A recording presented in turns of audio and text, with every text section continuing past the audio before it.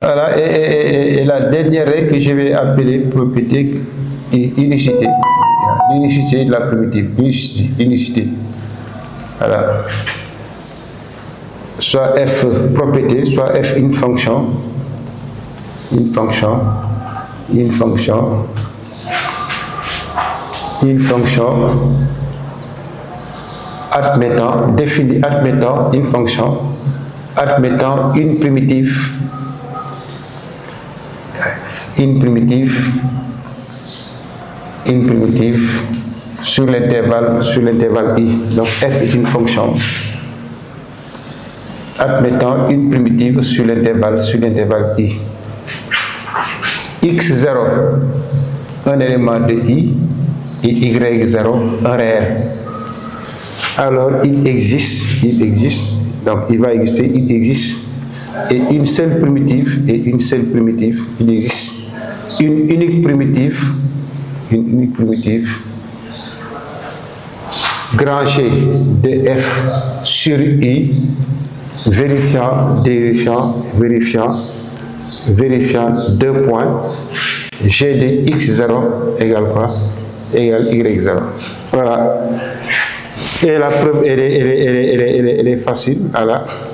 Voilà, comme f a une primitive sur i, dénommons grand f, soit grand f cette primitive de petit f, soit grand f cette primitive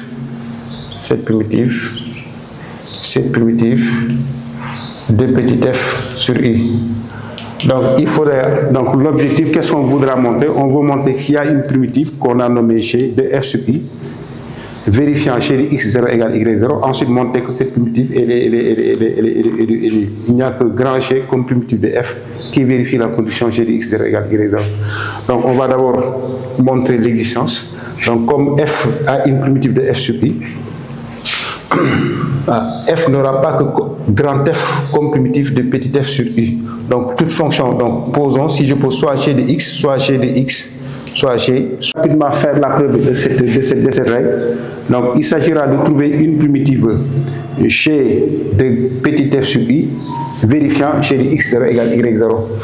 Donc comme f admet une primitive sur i, cette primitive je vais la nommer grand f. Donc, et je pose comme grand f est primitive de petit f, alors toute primitive de petit f serait de la forme x associe f de x plus c. Donc je désigne par g, donc en posant g de x égale f de x plus c, et g de 0, posons g de x égale f de x plus c, et g de x0 égale y0. Donc pour établir, déjà g est primitive de petit f sur i, parce que g de x égale grand f de x plus c, ou grand f de x, ou grand f est primitive de petit f, et c'est une constante réelle. Donc g est déjà primitive de petit f. Maintenant, pour établir l'unicité de g, il suffit de trouver simplement le petit c. Maintenant, avec la condition g de x0 égale y0, donc g de x0 égale y0 va nous permettre d'avoir c égale y0 moins f de x0. Parce que ça va donner f de x0 plus c égale y0, donc ça donne c égale y0 moins f de x0. Donc comme c existe, donc il n'existera qu'une seule primitive, grand G de f, vérifiant f de x plus c et g de x0 égale y0. Donc chaque fois que les conditions initiales sont données, on ne trouvera qu'une seule primitive. C'est l'unicité. Donc il y a une primitive, il y a les primitives, il y a aussi la primitive. Donc il y aura la primitive lorsqu'on donne à c une valeur. Voilà. Il y aura les primitives lorsque c est quelconque.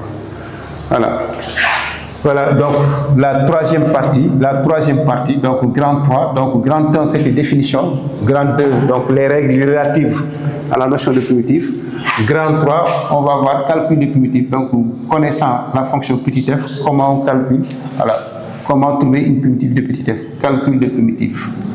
Donc nous allons voir quelques règles qui vont nous permettre de calculer des calculs de primitives. Voilà, la primitive de fonction UGL. Primitive de fonction UGL. Primitive de fonction UGL. Voilà, qu'on fera sous forme de tableau. Donc, sous forme de tableau. Donc, c'est à connaître par cœur. Donc, ce serait un tableau à deux colonnes. Voilà. Donc, dans la première colonne, on met fonction. Dans la deuxième colonne, on met fonction primitive. Voilà. Donc, si la fonction est ceci, une primitive, ou bien les primitives seraient cette fonction. Fonction primitive. Fonction primitive. Voilà. Donc, si la fonction, donc on commence par la fonction constante, x associé à, avec a une constante réelle. Donc, les primitives, la fonction x associée à, ce seraient les fonctions x associées à x plus c, où c est une constante réelle. Voilà, donc on peut rapidement faire la preuve. Donc, cette fonction, la fonction x associée à x plus c est dérivable sur R, et a pour dériver la fonction x associée à.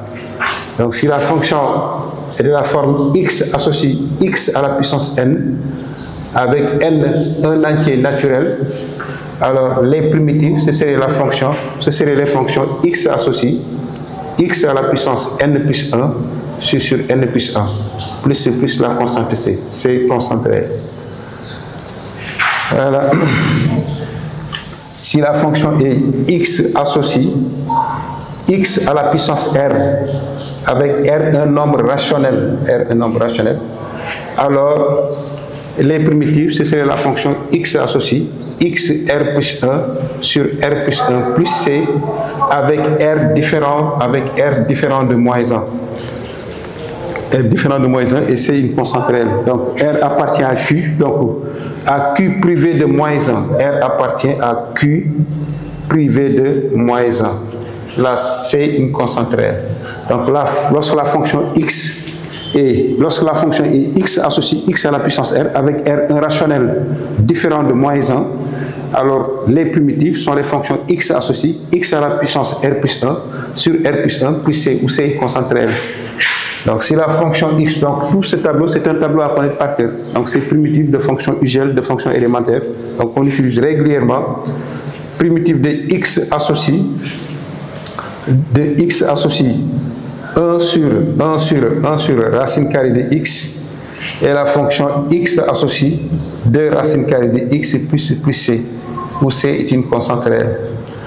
La primitive, lorsque la fonction est de la forme x associée 1 sur x à la puissance n, avec n un entier naturel. Donc je vais même généraliser lorsque x associe 1 sur x à la puissance r, avec r un nombre rationnel, r appartient à q et r est différent de 1.